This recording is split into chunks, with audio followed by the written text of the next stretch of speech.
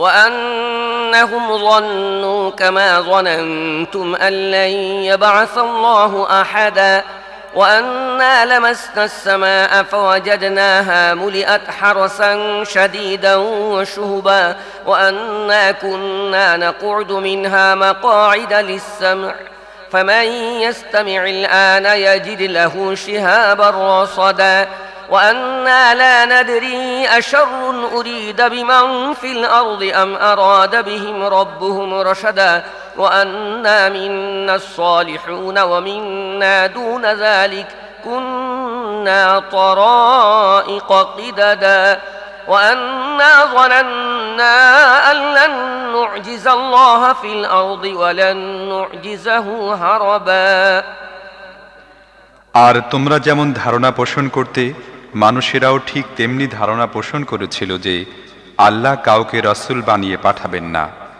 আর আমরা আসমানে অনুসন্ধান চালিয়ে দেখেছি তা কঠোর প্রহরী ও উল্কাপিণ্ড দ্বারা পরিপূর্ণ। আর ইতিপূর্বে আমরা ছিটে ফোটা কিছু আড়ি পেতে শোনার জন্য আসমানে বসার জায়গা পেয়ে যেতাম, কিন্তু এখন কেউ গোপনে শোনার চেষ্টা করলে সে তার নিজের বিরুদ্ধে নিক্ষেপের জন্য একটা উল্কা নিয়োজিত দেখতে পায়। আর আমাদের বোধগম্য হচ্ছিল না যে পৃথিবীবাসীদের সাথে কোনো খারাপ আচরণ করার সংকল্প করা হয়েছে, নাকি তাদের প্রভু তাদেরকে সঠিক পথ দেখাতে চান। আর আমাদের মধ্যে কিছু সংখ্যক লোক আছে নেককার, আর কিছু লোক আছে তার চেয়ে নিচু পর্যায়ের। এভাবে আমরা বিভিন্ন মতে বিভক্ত ছিলাম। আর আমরা মনে করতাম যে আমরা পৃথিবীতে আল্লাহকে অক্ষম করে দিতে সক্ষম নই এবং পালিয়েও তাকে পরাভূত করতে পারব না।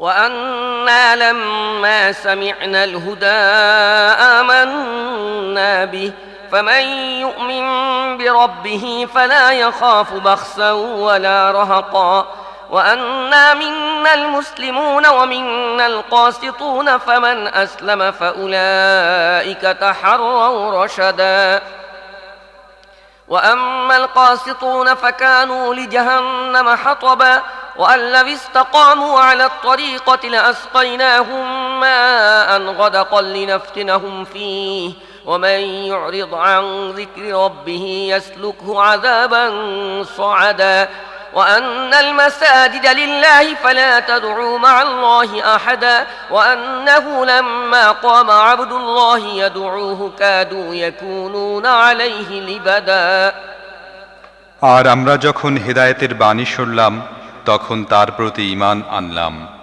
যে ব্যক্তি তার রবের উপর ঈমান আনবে তার অধিকার বিনষ্ট হওয়ার কিংবা অত্যাচারিত হওয়ার ভয় থাকবে না।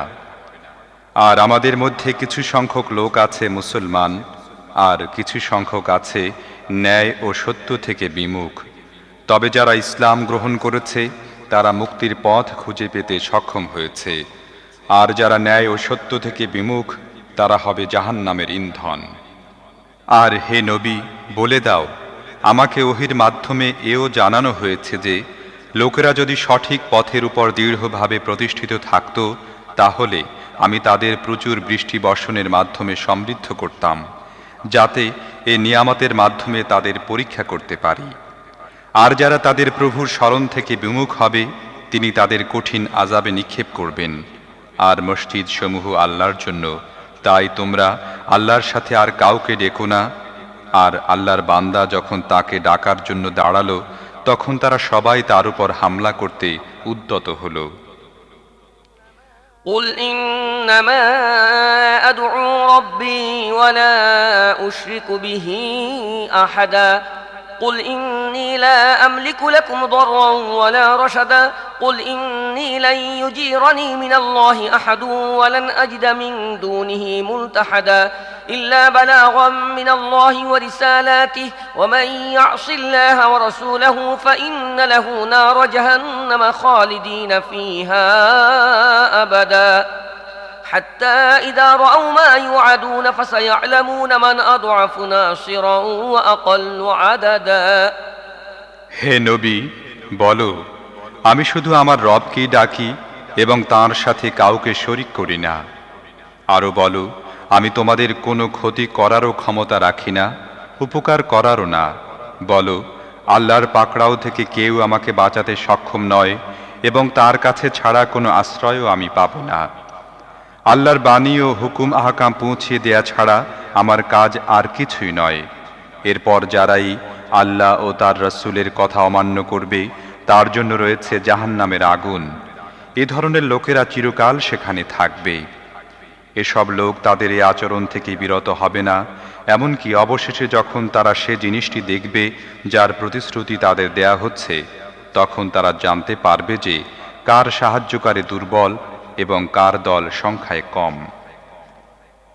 قل إن أدري أقريب ما توعدون أم يجعل له ربي أمدا عالم الغيب فلا يظهر على غيبه أحدا إلا من ارتضى من رسول فإنه يسلك من بين يديه ومن خلفه رصدا ليعلم أن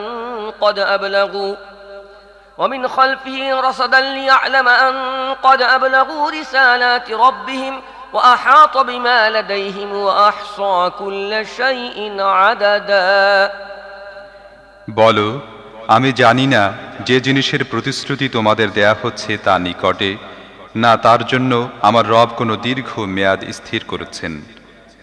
তিনি গায়েবী বিষয়ে জ্ঞানের অধিকারী, তিনি তাঁর গায়েবী বিষয়ের জ্ঞান কারো কাছে প্রকাশ করেন না।